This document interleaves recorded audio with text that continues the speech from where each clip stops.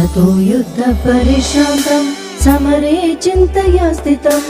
रावणं चाग्रतो दृष्ट्वा युद्धाय समुपस्थितं देवतैश्च समागम्य द्रष्टुमभ्यागतोरणम् उपागम्य ब्रवीद् रामम् अगस्त्यो भगवांस्तथा राम राम महाबाहो शृणु गुह्यं सनातनम् येन सर्वान् नरीन् वत्स समरे विजयिष्यसि आदित्य हृदयं पुण्यं सर्वशत्रुविनाशनम् जयावहं जपे नित्यम् अक्षयं परमं शिवम्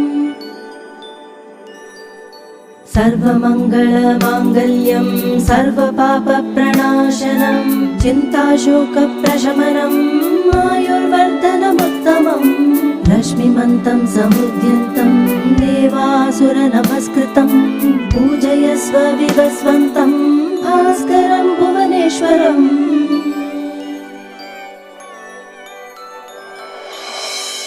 सर्वदेवात्मको हेश